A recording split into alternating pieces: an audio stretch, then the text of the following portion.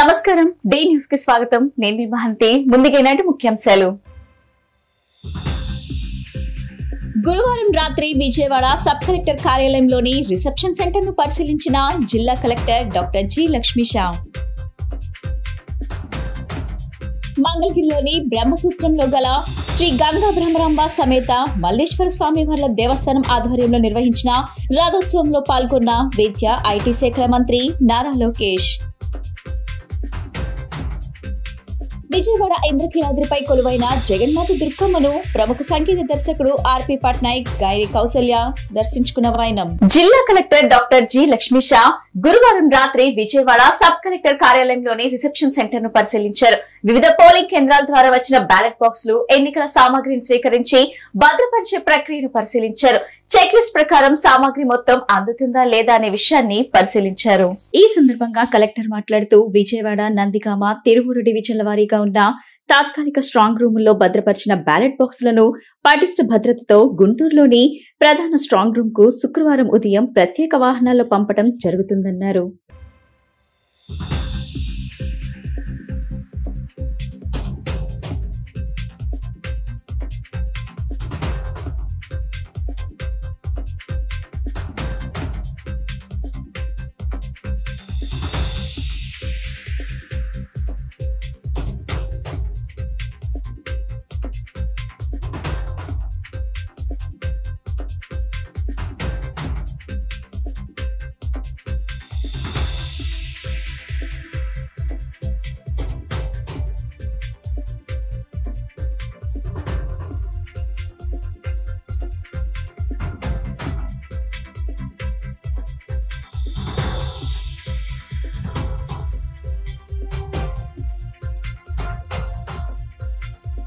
కాన్స్టిట్యున్సీలో భాగంగా ఇక్కడ ఎన్టీఆర్ జిల్లాలో ఈరోజు 112 పోలింగ్ కేంద్రాల్లో పోలింగ్ జరిగింది. ఇప్పుడే రిసెప్షన్ కౌంటర్లో ఉన్నాము. ఇక్కడ ఆల్రెడీ రూట్ వారీగా కూల్డ్ అయిన ఏదైతే మిషన్స్ ఇవి ఉన్నాయో, మన బాక్సెస్ ఉన్నాయో, బ్యాలెట్ బాక్సెస్ అవన్నీ తీసుకొచ్చి ఇప్పుడే రిసెప్షన్ కౌంటర్లో ఇక్కడ అన్ని చెక్ చేసి, సో దాన్ని వెరిఫై చేసి ఇక్కడ టెంపరీ స్ట్రాంగ్ రూమ్లో స్టోర్ చేసి రేపు ఉదయాన్నే, అంటే ఇక్కడ టెంపరీ స్ట్రాంగ్ అన్ని బూత్ నుంచి వచ్చిన వెంటనే ఇక్కడ నుంచి మళ్ళీ గుంటూరుకి కౌంటింగ్ సెంటర్కి పంపించడం జరుగుతుంది.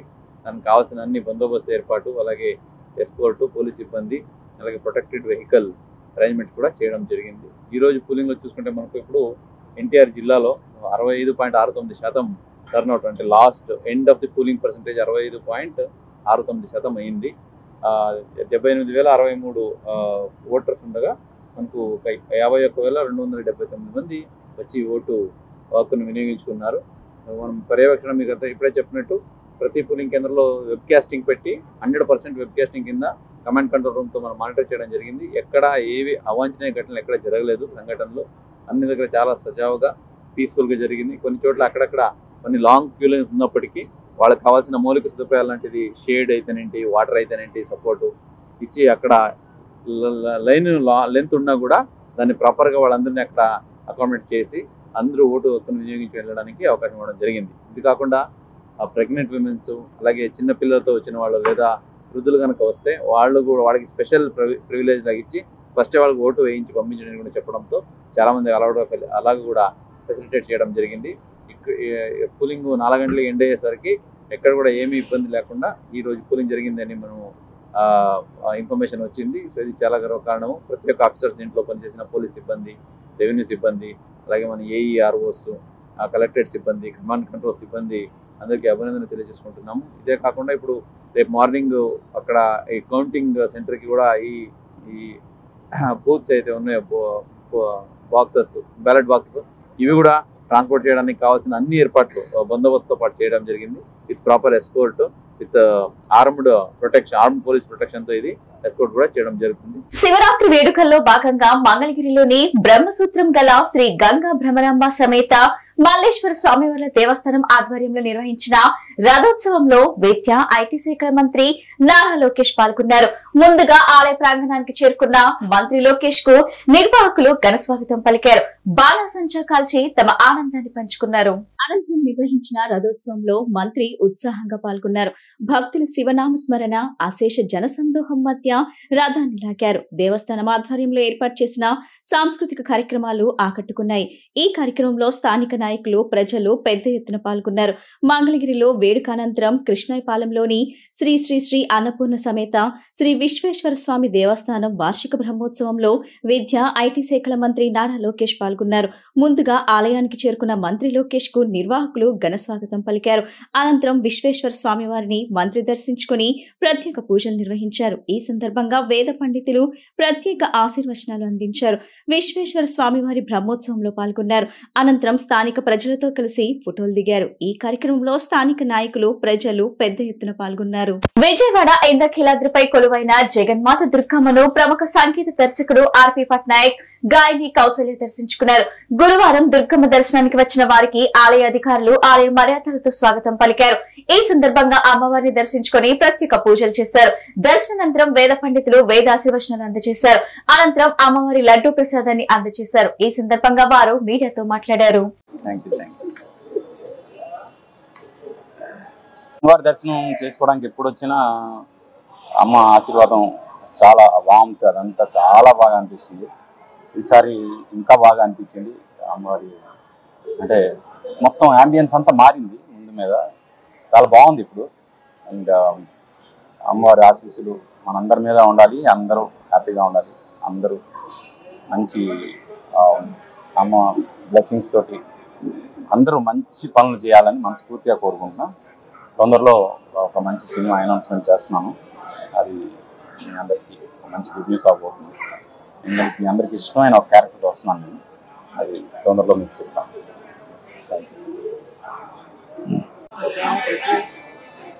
అందరికి నమస్కారం. శివరాత్రి తెల్లవారి అమ్మవారి దర్శనం చేసుకోవడం విజయవాడలో చాలా అద్భుతంగా అనిపించింది. చాలా ఆనందంగా అనిపించింది.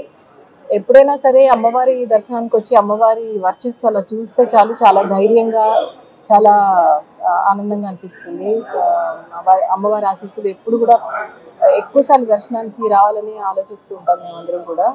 సో ఆ దర్శనం చాలా బాగా జరిగింది. చాలా ఆనందంగా ఉంది. గత ప్రభుత్వం హయాంలో నిరుద్యోగి యువత, గ్రాడ్యుయేట్లు ఎన్నో ఇబ్బందులు ఎదుర్కొన్నారని రాష్ట్ర ఆరోగ్య శాఖ మంత్రి సత్యకుమార్ యాదవ్ వ్యాఖ్యానించారు. కూటమి ప్రభుత్వం అధికారంలోకి వచ్చిన తరువాత ఉద్యోగ, ఉపాధ్యాయుల సమస్యలకు, నిరుద్యోగ యువత సమస్యల పరిష్కారానికి పెద్దపీట వేశామని చెప్పారు. ఎమ్మెల్సీ ఎన్నికల నేపథ్యంలో సత్యనారాయణపురంలోని ఏకేటీపీ స్కూల్ వద్ద ఉన్న పోలింగ్ బూత్ ను ఆరోగ్య శాఖ మంత్రి సత్యకుమార్ యాదవ్ నియోజకవర్గ ఎమ్మెల్యే బొండా ఉమాతో కలిసి సందర్శించారు. ఈ సందర్భంగా మంత్రి సత్యకుమార్ యాదవ్ మాట్లాడుతూ చదువుకున్న విద్యార్థులంతా ముందుకు వచ్చి వారి ఓటు హక్కును వినియోగించుకోవడం జరుగుతుందన్నారు. గ్రాడ్యుయేట్ ఓటు హక్కుతో సరైన నాయకుడు ఎన్నుకోబడతాడని తెలిపారు. గడిచిన 8 నెలల్లో లక్షల కోట్ల పెట్టుబడులు, ఇండస్ట్రీలు, నిరుద్యోగ యువతకు ఉద్యోగాలు, అభివృద్ధి కార్యక్రమాలు ఎన్నో జరిగాయని తెలిపారు. గ్రాడ్యుయేట్లు అంతా విద్యార్థులతో ఆలోచన చేసి కూటమి పార్టీలు బలపరిచిన అభ్యర్థులను గెలిపిస్తారని ఆశాభావం వ్యక్తం చేశారు.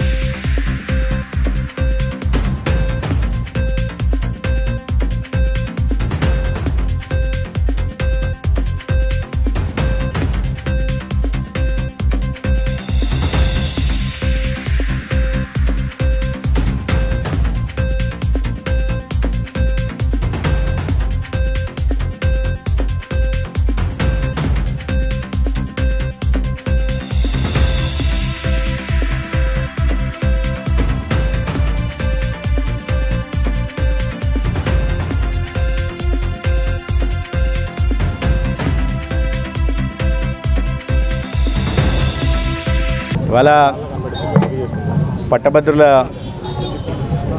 నియోజకవర్గం ఎన్నికల సందర్భంగా ఓటింగ్ సరళిని గమనిస్తూ విజయవాడ సెంట్రల్ నియోజకవర్గానికి రావడం జరిగింది. అయితే ఇప్పటిదాకా 20% దాకా మాత్రమే ఓటింగ్ జరిగినట్లుగా తెలుస్తుంది. ఓటు అనేది ఎంత ప్రధానమైన ఆయుధమో చదువుకున్న వారికి, ఉద్యోగస్తులకి మేము చెప్పనవసరం లేదు. కానీ అందుకని ఓటర్ మహాశయులంతా వచ్చి తమ ఓటు హక్కును వినియోగించుకోవాలా, ఒక మంచి వ్యక్తిని మండలికి పంపాలా. ఈ క్రమంలో ఒక్కసారి విఘ్నులంతా కానీ కొన్ని విషయాల్ని గమనించుకోవాల్సి ఉంది.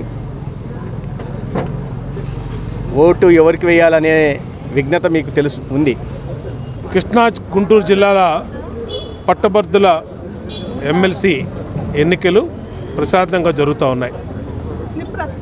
తెలుగుదేశం పార్టీ అభ్యర్థి ఆలపాటికి అందరూ కూడా మొదటి నుంచి విజ్ఞప్తి చేస్తూ ఉన్నాం. ప్రజల్ని పట్టభద్రులైనటువంటి విజ్ఞులైనటువంటి ఓటర్లందరూ కూడా అభివృద్ధికి చంద్రబాబుకి అండగా ఉంటామని చెప్పి మరి చెప్తా ఉన్నారు.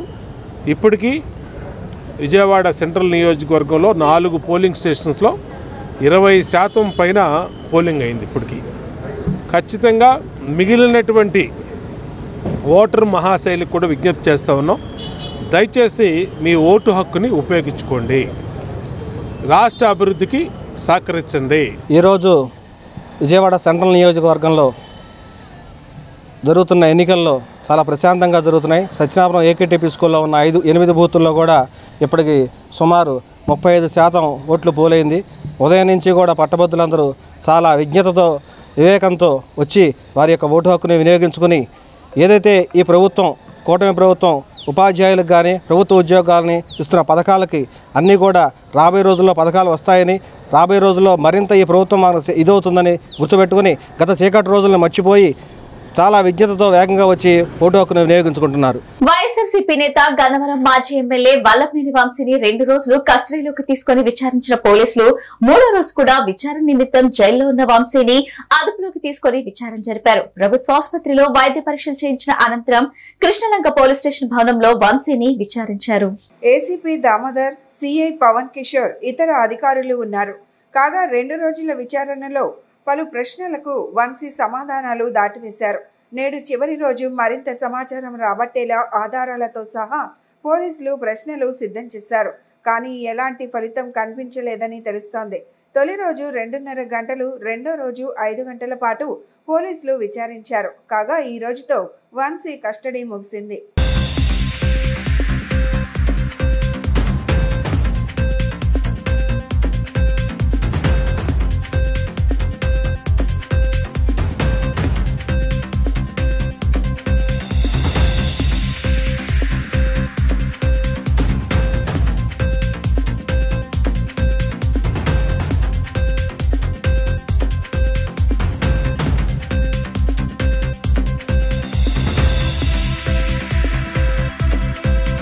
భక్తుల మనోభావాలు దెబ్బతినేలా ప్రేమికులు ప్రవర్తించిన ఘటన విజయవాడలోని కృష్ణానది ప్రాంతంలో చోటు చేసుకుంది. శివరాత్రి సందర్భంగా పుణ్యస్నానాలు ఆచరిస్తుండగా మరోపక్క కొంతమంది ప్రేమికులు కృష్ణానది ఒడ్డున అసభ్యకరంగా ప్రవర్తించారు. దీంతో స్నానానికి వచ్చిన భక్తులు ఇబ్బందికి గురయ్యారు. ఘటనపై ఆగ్రహం వ్యక్తం చేస్తున్నారు. సంబంధిత అధికారులు స్పందించి అసాంఘిక కార్యక్రమాలు జరగకుండా చర్యలు తీసుకోవాలని భక్తులు కోరుతున్నారు.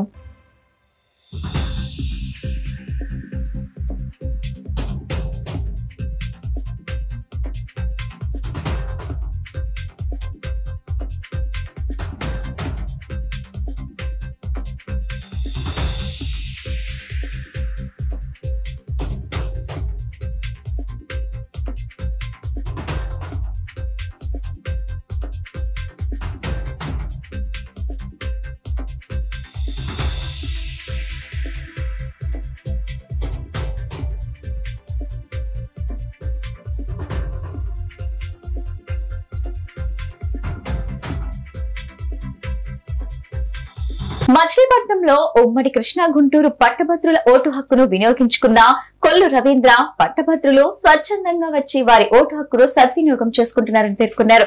త్వరలో మాజీ మంత్రి పేర్ని నానిపై చట్టపరమైన చర్యలు తప్పవని హెచ్చరించారు. వైసీపీ నాయకుడు పోచాని కృష్ణమురళి అరెస్టు మంత్రి కొల్లు రవీంద్ర స్పందించారు. మురళీకృష్ణ అరెస్టు అక్రమం కాదని మంత్రి రవీంద్ర చెప్పారు. గతంలో పోసాని మాట్లాడిన తీరు ప్రతి ఒక్కరికి తెలిసిందే అన్నారు. చంద్రబాబు, పవన్ కళ్యాణ్, లోకేష్ పై ఏ విధంగా మాట్లాడారో ప్రజలు మర్చిపోలేదన్నారు. సోషల్ మీడియాలో అనుచిత పోస్టులు పెట్టినా ఏ ఒక్కరిని కూటమి ప్రభుత్వం వదిలిపెట్టదన్నారు. ఆడబిడ్డల రక్షణ కల్పించే బాధ్యత తీసుకుంటామన్నారు. అక్రమ రేషన్ బియ్యం ఏ రకంగా తరలి వెళ్లిందో, ఎక్కడి నుంచి ఏ లారీ బయలుదేరుతోందో, చెక్ పోస్ట్ నుంచి ఏ లారీ దాటిందో అన్ని బయటకు వస్తాయని చెప్పారు. పేర్ని నాని భార్య జయసుధ అకౌంట్లో డబ్బులు ఎలా క్రెడిట్ అయ్యాయో ఇలా అన్ని బయటకు వస్తాయని తెలిపారు.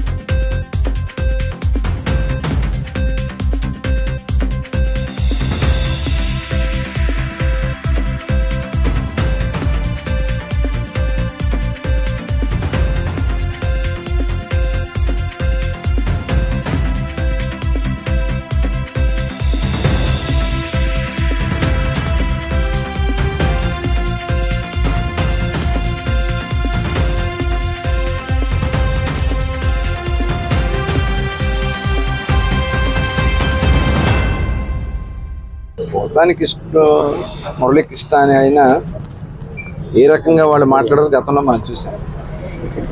ఎప్పటికైనా సరే అధర్మంగా ప్రవర్తించిన వాళ్ళు ఖచ్చితంగా అధర్మం వాళ్ళు శిక్షిస్తారు.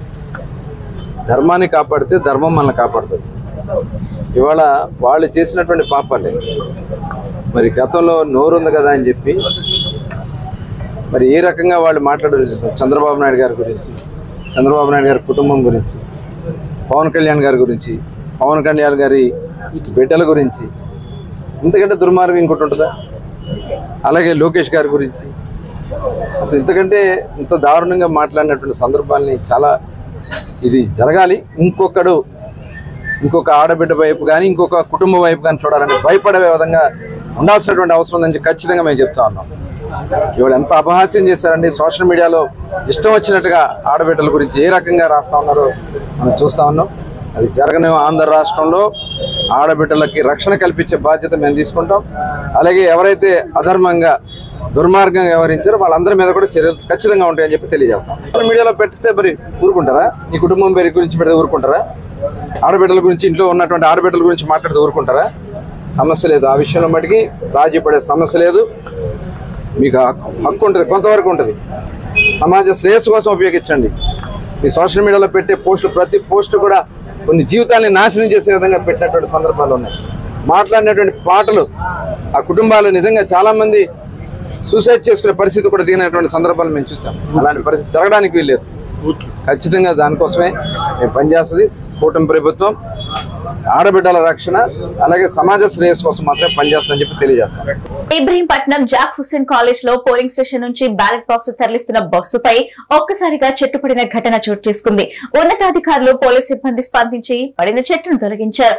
ఈ ఘటనలో ఎవరికీ ఎలాంటి ప్రమాదం జరగలేదని అధికారులు ప్రమాదానికి గల కారణాలు తెలియాల్సి ఉందన్నారు.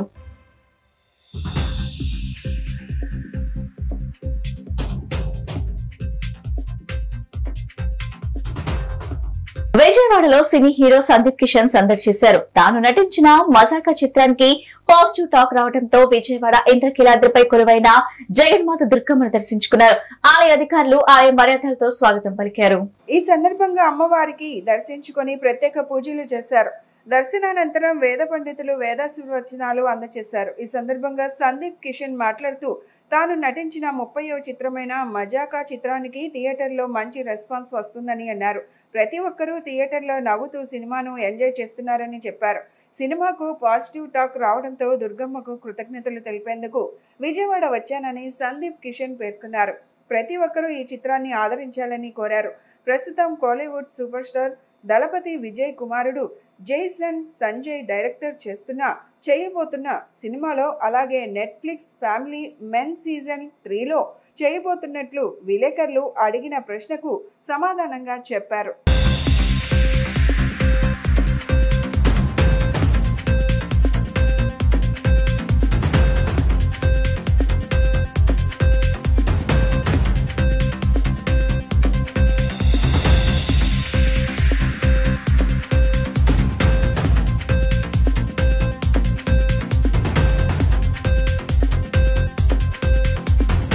మిత్రులకి అలాగే విజయవాడ ప్రేక్షకులకి అందరికీ నా గుడ్ మార్నింగ్ అండ్ కృతజ్ఞతలు.